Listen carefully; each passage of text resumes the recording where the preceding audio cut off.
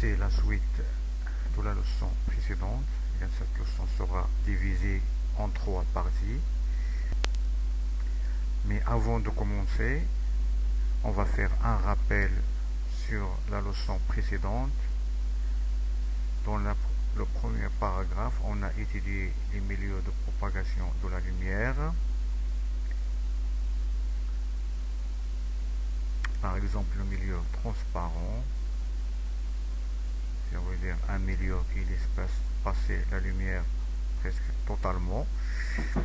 Exemple, le verre lisse, زجاج الأملاس, l'air et le vide. On a aussi le milieu translucide, c'est un milieu qui laisse passer la lumière mais partiellement. Par exemple, on a le verre dépoli, le papier calque et le papier Willy. Ça veut dire الورق المزيت, le verre dépoli, ça veut dire الزجاج الخشن. On a aussi le milieu opaque, c'est un milieu qui ne laisse pas passer la lumière. Par exemple, le bois, le carton, le béton.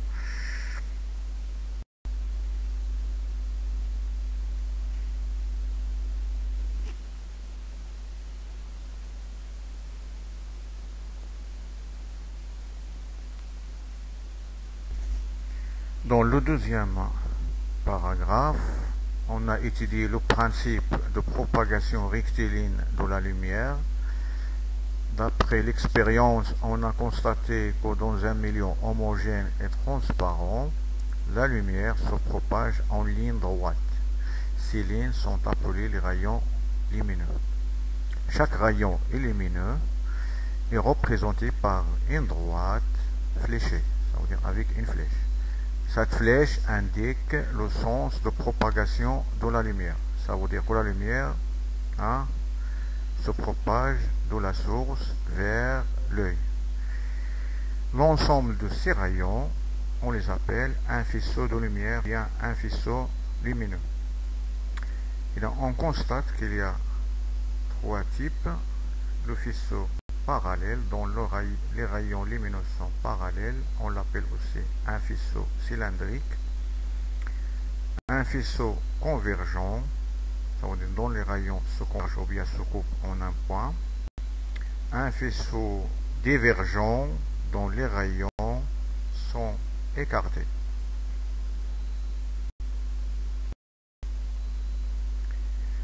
Dans la première partie de cette leçon, on va étudier la chambre noire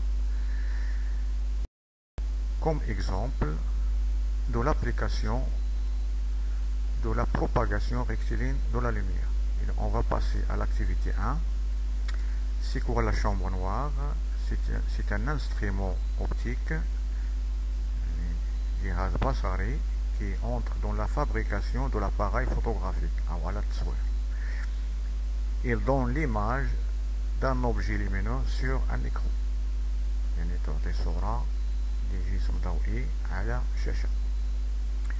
La question qui se pose, comment expliquer la formation de l'image sur l'écran d'une chambre noire?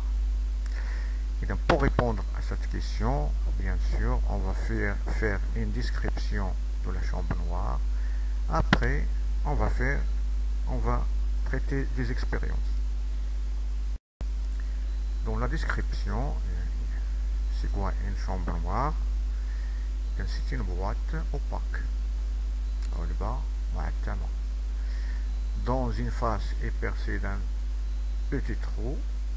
Dans la face d'avant, il y a un trou de diamètre quelques millimètres, 2 mm ou bien 3 au maximum. Et donc, ce trou s'appelle un sténopée. Le tout, cette face, ce corps opaque avec le trou, s'appelle un diaphragme. Un diaphragme, c'est un corps opaque percé d'un trou. Et dans la face opposée est un écran translucide. La face opposée, la deuxième face, on a mis un écran translucide. Par exemple, on peut utiliser le papier calque. Toujours la boîte opaque. En général, on peut utiliser par exemple le carton, bien le bois, ou bien une boîte métallique. Il est vide à l'intérieur. Ici, on a percé un trou, c'est le sténopé. Derrière, on a mis un écran translucide, le papier calque. Maintenant, on va passer aux expériences. On va étudier premièrement l'image d'un objet à travers une chambre noire. Et dans une salle obscure, on pose une bougie allumée devant le sténopé, ou bien le trou de la chambre noire. Puis on regarde derrière l'écran. Ça veut dire l'observateur se situe derrière l'écran. Qu'est-ce qu'on remarque? Sur l'écran, on observe une image de la bougie. Ici, il y a une image de la bougie qui est nette et renversée, l'image de la bougie qu'on a dans la boîte est renversée et nette. La question que se pose maintenant est pourquoi l'image obtenue est renversée. Et donc pour expliquer ça, on va faire une interprétation en s'appuyant sur quoi? Sur le principe de propagation rectiligne de la lumière. Ça veut dire on va faire une construction géométrique de cette image. On a notre boîte, ou bien chambre noire, un objet lumineux qui se situe à une distance du trou, ou bien de sténopé, du diaphragme. Et on va considérer cet objet comme un ensemble de points lumineux. En bas, on va représenter le point lumineux qui limite l'objet en bas par la lettre A. De la même façon, l'autre limite, on va l'appeler le point B. Puis, on va tracer un rayon lumineux qui vient du point B vers l'écran. Il va nous donner sur l'écran une tâche qui sera l'image de B. On va l'appeler B'. De la même façon, on va tracer un rayon lumineux qui vient du point A vers l'écran. On va appeler son image A'. Puis, on va tracer notre image qui sera une image renversée. Et donc, comment maintenant expliquer ça? C'est d'après toujours notre principe. Qu'est-ce qu'on remarque? Que les rayons lumineux ici de A et B se croisent au niveau du trou.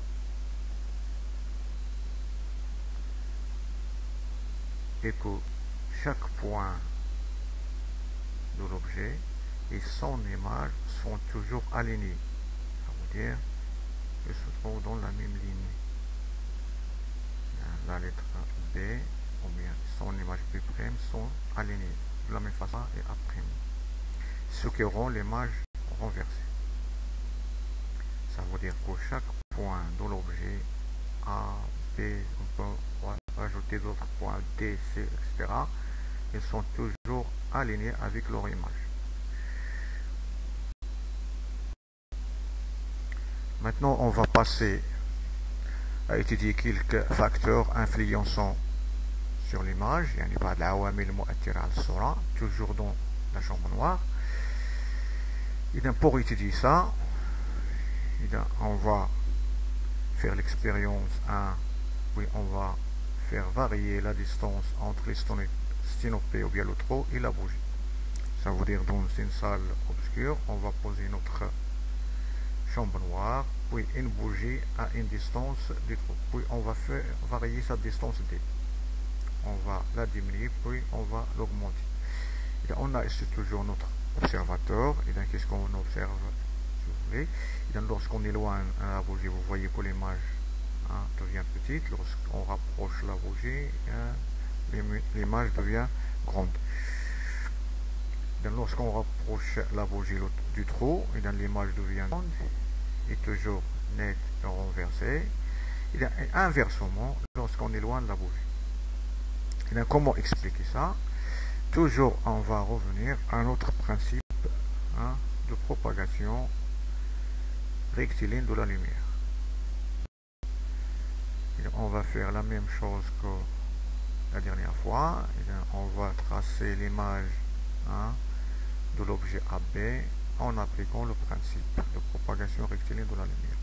Ici, on a l'objet se trouve à une distance t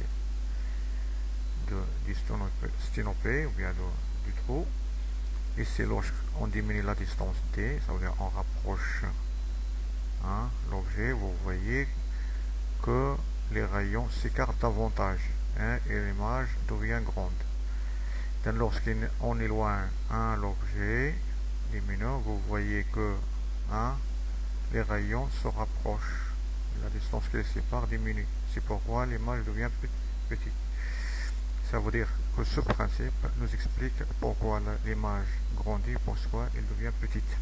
Et donc, lorsqu'on rapproche la bougie du sténopé, les rayons lumineux gardent davantage et l'image grandit, et vice versa si on éloigne la bougie. Maintenant, on va passer à un autre facteur, c'est le facteur de la distance maintenant entre le sténopé, le trou et l'écran. Toujours dans une salle sombre, et donc on va poser toujours une bougie à une distance fixe du trou, ça veut dire on ne va pas varier cette distance. Puis on va varier la distance entre le diaphragme et l'écran. C'est la distance D qui est en jaune qu'on va varier. On a toujours ici notre observateur. Et donc qu'est-ce qu'on remarque? Et donc lorsqu'on fait diminuer cette distance, vous voyez que l'image devient petite. Lorsqu'on fait agrandir cette distance, vous voyez que l'image devient grande. Et lorsqu'on éloigne l'écran du trou, comme ça, l'image devient grande. Et donc lorsqu'on rapproche l'écran, l'image devient petite. Mais toujours elle est nette et renversée. Et donc comment expliquer ça? On va toujours se baser sur notre principe. On a ici notre boîte noire, la distance entre l'objet lumineux et le sténopé est fixe. Puis on va varier la distance t entre l'écran et le diaphragme. Et donc vous voyez, lorsqu'on éloigne, l'écran, vous voyez que les rayons s'écartent davantage. C'est pourquoi l'image devient grande. Lorsqu'on translate l'écran vers l'intérieur, vous voyez, lorsqu'on diminue la distance, que l'image devient petite. Ça veut dire que ces rayons s'écartent d'une distance qui est faible. C'est pourquoi l'image devient petite. Et donc lorsqu'on rapproche l'écran du sténopé, les rayons lumineux se rapprochent et l'image devient petite. Et vice versa lorsqu'on éloigne l'écran. Maintenant, on va passer à un autre facteur. C'est le facteur du diamètre du trou. On va varier le diamètre du sténopé. Toujours dans une salle sombre, on pose un objet éclairé ou bien une bougie devant une chambre noire avec un trou qui est de diamètre petit. De la même façon, on va maintenant faire varier le diamètre. Ça veut dire on va augmenter le diamètre. Ça veut dire on va utiliser un diamètre grand. Qu'est-ce qu'on remarque? Et plus que le diamètre est petit, plus que l'image devient plus nette.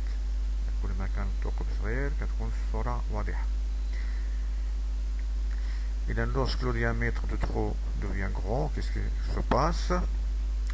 L'image devient plus éclairée, mais elle devient floue. Ça veut dire qu'elle est غير واضحة أو مضببة. Merci pour votre attention. Et dans la suite, sur la deuxième vidéo, on va étudier les ombres et les éclipses.